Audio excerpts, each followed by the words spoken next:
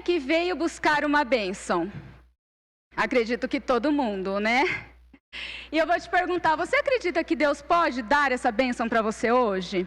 Eu acredito. Eu vou te perguntar, mas aí você fica aí em silêncio. O que você veio e o que você está procurando? O que você veio buscar de Deus hoje?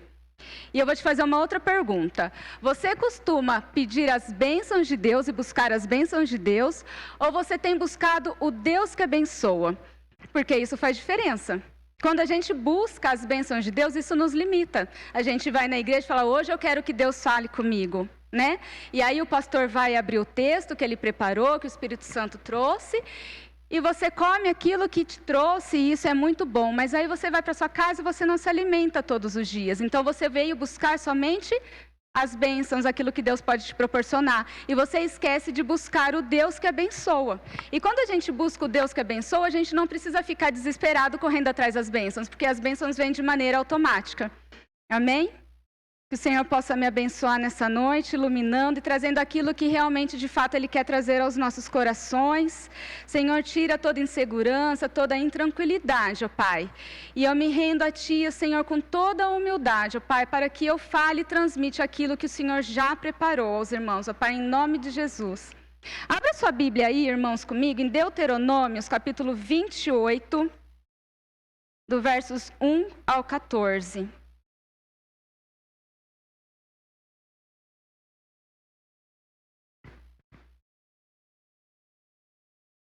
Como eu disse, a gente não precisa ficar desesperado correndo atrás das bênçãos do Senhor. Lá em Deuteronômios, capítulo 28, começa assim: bênçãos para os obedientes. Moisés disse ao povo, eu vou ler na linguagem de hoje: se vocês derem atenção a tudo que o Senhor Deus, a tudo que o Senhor nosso Deus está dizendo a vocês, e se obedecerem fielmente a todos os seus mandamentos que eu lhes estou dando hoje, Deus fará com que sejam mais poderosos do que qualquer outra nação do mundo. Obedeçam ao Senhor Deus, e Ele lhes dará todas estas bênçãos. Deus os abençoará nas cidades e nos campos. Deus o abençoará dando-lhe muitos filhos, boas colheitas e muitas crias de gado e de ovelhas. Deus os abençoará com boas colheitas de trigo e de cevada e com muita comida. Deus os abençoará em tudo o que fizerem. Quando os inimigos atacarem, o Senhor Deus os destruirá na presença de vocês. Eles atacarão juntos, em ordem, mas fugirão para todos os lados em desordem. O Senhor nosso Deus abençoará vocês em tudo o que fizerem, e lhes dará tanto trigo que os seus depósitos ficarão cheios. Ele os abençoará ricamente na terra que está dando a vocês. Se obedecerem a todas as leis do Senhor nosso Deus e cumprirem todas as suas ordens, Ele fará com que sejam o seu único povo, o povo escolhido, como prometeu com juramento a vocês.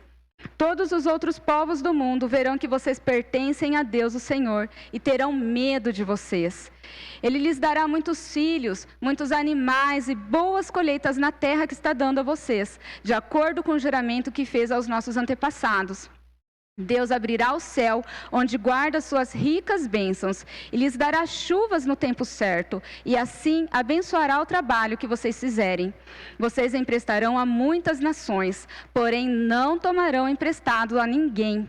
Se obedecerem fielmente a todos os mandamentos do Senhor Deus, que hoje eu estou dando a vocês, Ele fará com que fiquem no primeiro lugar entre as nações, e não no último. E fará também com que a fama de vocês sempre cresça e nunca diminua. 14. Não se desviem desses mandamentos que hoje eu estou dando a vocês, nem para um lado, nem para o outro, e nunca adorem, nem sirvam a outros deuses. O texto é longo, e a gente costuma falar na faculdade que quando a gente escolhe um texto que é muito conhecido, a gente pode ter um olhar atento do pastor. Então vamos lá, pastor.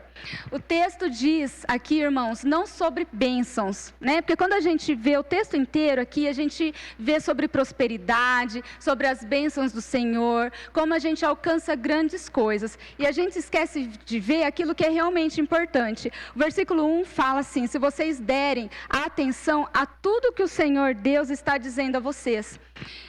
Ele diz assim, para que vocês estejam atentos. E como é que a gente consegue estar atentos à voz do Senhor? Primeiro, lendo a palavra do Senhor, não é verdade? Só que antes de falar sobre como a gente consegue alcançar essas bênçãos, a gente precisa falar que o texto ele fala sobre obediência. Né? E é tão difícil hoje a gente ver pessoas obedientes, porque pessoas arrogantes não conseguem ser obedientes. E a gente vê como é difícil quem é professor aí nas escolas, quem é mãe, quem é pai, como é difícil a gente ver os nossos filhos obedecendo hoje, né? Eles falam tantos e eles interrogam tanto, são tantos benefícios que eles querem, e hoje é tão difícil um filho nosso receber um não. Né? E a gente precisa de fato ensinar os nossos filhos a obedecerem, só que só obedecem aquelas pessoas que são humildes. Os arrogantes não conseguem obedecer. As pessoas elas têm dificuldade de obedecer. Se você conseguir abrir aí, ou se não, não tem problema, Filipenses capítulo 2, versículo 8, está escrito assim: e achado na forma de homem, humilhou-se a si mesmo, sendo obediente até a morte e morte de cruz. E achado na forma de homem, humilhou-se a si mesmo, sendo obediente até a morte e morte de cruz. Jesus, ele nos ensina a ser obediente todos os dias. Ele obedeceu até quando ele estava para morrer. E foi uma morte horrorosa, foi uma morte de cruz. E ele morreu, ele ressuscitou, e nós temos a promessa que ele vai voltar para buscar os verdadeiros cristãos. Amém? Nós não somos melhores do que ninguém, mas nós precisamos ter esse sentimento de Jesus, de humildade, de obediência. Mas como é que eu vou obedecer se eu não conheço aquilo que Deus tem para a minha vida? Né? E para eu obedecer e para eu conhecer o que Ele tem para a minha vida, eu preciso estudar a palavra de Deus. A Dila falou aqui um tempinho sobre como Deus abençoa no tempo certo.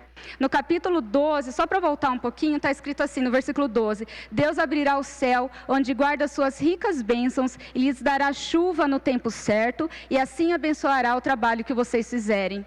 Deus manda a chuva no tempo certo, e quem planta, quem é agricultor, sabe que a chuva no tempo errado, ou muita chuva, ou muito pouca chuva também, pode falhar, né? Pode morrer a plantação, ou se tiver muita chuva, dá por perdida toda a plantação. Então Deus, ele sabe o tempo certinho de nos abençoar. É que a gente fica tão desesperado correndo atrás das bênçãos, a gente fica tão cansado, e aí a gente sai pedindo para que todo mundo ore para a gente tem que pedir mesmo para que as pessoas orem pela gente, mas a gente fica cansado demais buscando as bênçãos do Senhor, quando nós precisamos apenas descansar, estudar a palavra de Deus, entender aquilo que Ele tem para as nossas vidas. E aí, assim, é promessa, está escrito aqui, que Ele vai nos abençoar.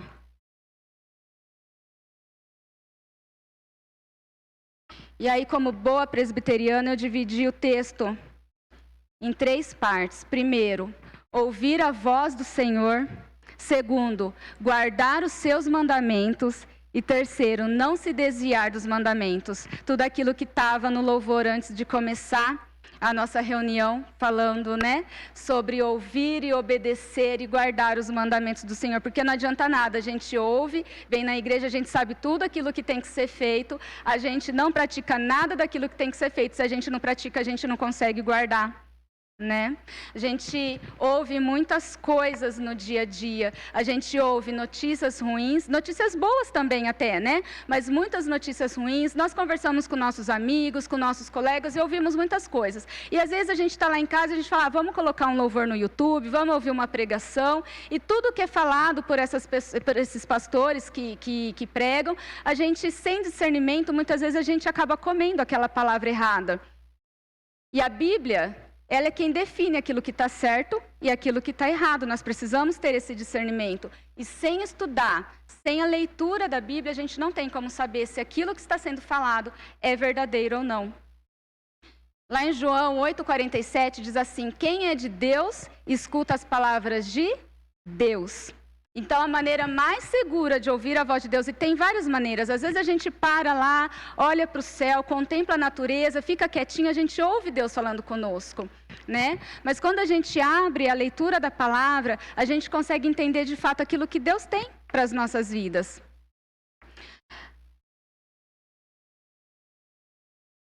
Esses dias eu ouvi não lembro onde eu estava, e eu ouvi uma mãe brigando com seu filho, e ela falando assim: olha, menino, não faça isso, porque Deus te castiga, viu? E eu falei: nossa, mas que Deus bravo é esse, né? Que Deus rancoroso. Deus, ele realmente, ele ensina, ele educa, ele doutrina com amor. O Emanuel, ele não se contenta em entrar pela casa, pelo corredor, que é um lugar seguro, ele tem que passar numa mureta que tem lá em casa, extremamente perigosa, de 15 centímetros. Então ele entra, sobe essa mureta de 15 centímetros e faz todo o trajeto para entrar em casa. E eu sempre falo: Emanuel, não faz isso, você vai cair. Eu educo: Emanuel, você vai cair.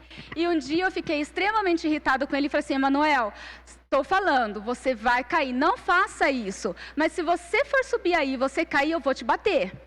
Se você cair, eu vou te bater. E o que aconteceu, irmãos, no outro dia? Ele caiu.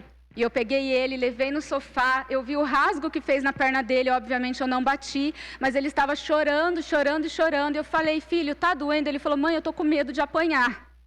E eu falei: eu não vou te bater. Mas você entende que aquilo está errado, que você não devia ter feito isso? E aí eu entendi o que Gálatas diz: o que alguém tiver semeado, é isso que vai colher. Então, quando nós erramos, não é que Deus vem nos castigar, não vem nos dar uma bronca, não vira as costas para nós. Ele nos ensina. Eu acredito que Deus não castiga quem erra, mas por amor pode não interferir nas consequências de nossas escolhas, permitindo assim que colhamos a experiência do erro e aproveitamos disso para o nosso crescimento. Foi o que aconteceu ali com Emanuel. Ele subiu de novo, irmãos. Do mesmo jeito que nós lemos a Bíblia, nós precisamos também ter o tempo reservado de oração. Aí sim, não tem como a gente não ouvir a voz de Deus. É por isso que a gente sempre fala: irmãos, participem da torre. Não é porque a gente, por vaidade, que é uma torre muito volumosa, a gente já tem 65 pessoas, intercessores, a torre é linda, mas é porque o presente que nós recebemos, nós queremos que os irmãos também recebam, que é aquele tempo de intimidade. Porque eu acho que é impossível alguém que leia a Bíblia, tira o tempo para louvar ao Senhor com alguns cânticos e depois passa um tempo reservado de oração. É impossível ele não ouvir a voz do Senhor. Ele vai ouvir. Eu acredito que ele vai ouvir. A gente precisa parar nessa loucura nossa do dia a dia e ter esse tempo para Deus. E aí, só nisso, a gente até poderia parar, porque a gente entende aquilo que a palavra de Deus está falando. Ouça a minha voz. Você sabe como ouvir? Leitura da Bíblia, oração. Ouça a minha voz. Mas aí o texto continua dizendo: irmãos, obedeçam, porque não adianta nada só ouvir a voz de Deus. Não adianta nada saber o que Deus tem para você. Você precisa obedecer, né? Senão isso nos torna um crente normal. A gente vem para a igreja, a gente ouve a palavra, a gente vai embora, cumpre o ritual. Mas aí a gente no outro dia está buscando as bênçãos do Senhor tudo de novo. Quando na verdade nós devemos estar na frente e as bênçãos do Senhor têm que vir atrás de nós. Olha o que o versículo 10 diz: todos os outros povos do mundo verão que vocês pertencem a Deus, o Senhor, e terão medo de vocês. Eu acredito que aqui, irmãos, a palavra não está dizendo que você tem que sair com cara brava, cara rancorosa, ou sua postura física vai fazer com que as pessoas tenham medo de você. Não, a sua postura é diferente como servo do Senhor, né? Às vezes, trabalhando com os adolescentes, a gente sempre ouve: eu não consegui não fazer tal coisa, porque o meu amigo veio e aí eu fui e fiz. Né? Quando nós somos diferentes, nós obedecemos a palavra do Senhor e nós entendemos que aquilo é errado, nossos amigos vão ter medo de chegar perto da gente e falar para a gente fazer tal coisa. Eles vão ter receio, porque eles sabem qual é a resposta: eu não vou, eu não faço. Com você dessa forma aí, para mim não está certo. E os amigos não vão chegar até você. Né? Esse é o medo. E aí a palavra de Deus fala que todos os outros povos do mundo, todos os outros povos. Então eu não preciso falar: gente, eu sou crente. Gente, olha, eu não preciso ficar gritando essas palavras em Facebook, a gente costuma às vezes colocar um versículo no Facebook, mostrar que a gente é realmente um verdadeiro cristão, mas a nossa postura diferente vai fazer com que o mundo todo reconheça que Jesus Cristo é o Senhor e Salvador das nossas vidas. Né? E aí a gente tem uma vida abençoada. Se você puder abrir em 1 João, capítulo 2, do 3 ao 6, diz assim: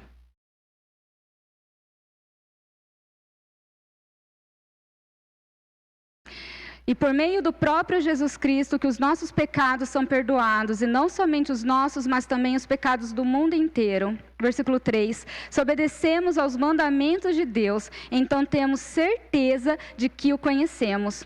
Se alguém diz, eu conheço, mas não obedece aos seus mandamentos, é mentiroso, e não há verdade nele. Porém, se obedecemos aos ensinamentos de Deus, sabemos que amamos a Deus de todo o nosso coração.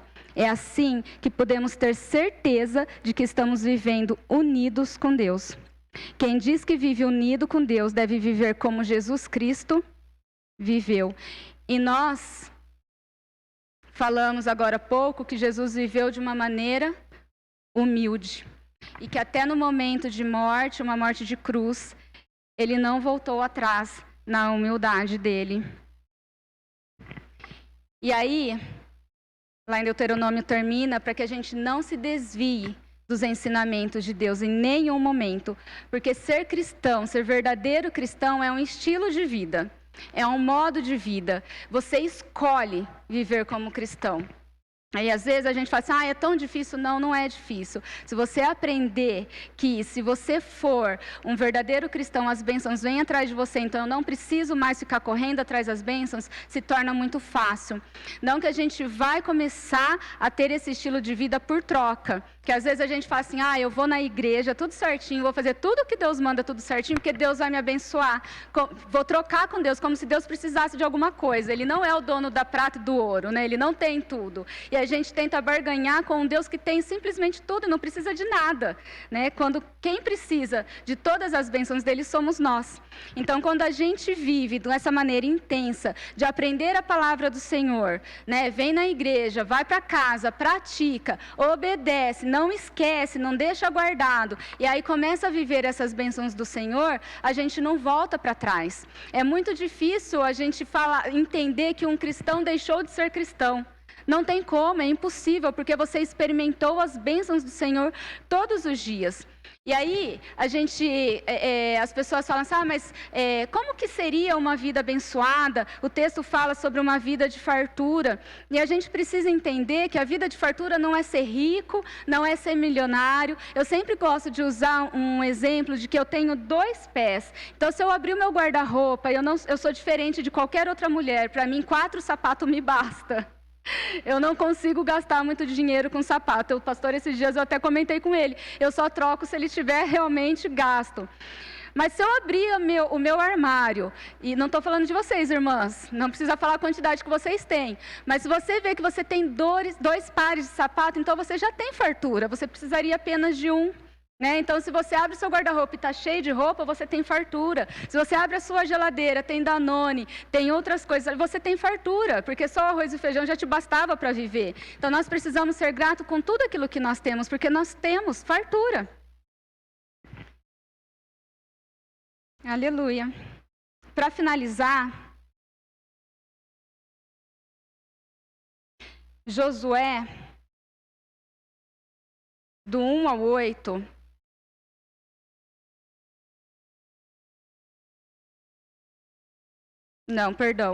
capítulo 1, versículo 8. Fale sempre do que está escrito no livro da lei. Estude esse livro dia e noite e se esforce para viver de acordo com tudo o que está escrito nele. Se fizer isso, tudo lhe correrá bem e você terá sucesso. Lembre da minha ordem, seja forte, corajoso, não fique desanimado, nem tenha medo, porque eu, o Senhor, seu Deus, estarei com você em qualquer lugar para onde você for. A palavra de Deus, aqui em Deuteronômio, diz que para onde você for, onde você pisar a planta do seu pé, você vai ser abençoado, você vai ter sucesso. Se você escolher o campo, você vai ter sucesso. Se você escolher aqui a cidade, você vai ter sucesso. O tempo todo você vai ter sucesso. E eu te convido hoje a mudar comigo. A mudar o teu pensamento de buscar as bênçãos do Senhor tão somente, para buscar o Deus que realmente abençoa e ama abençoar. Amém?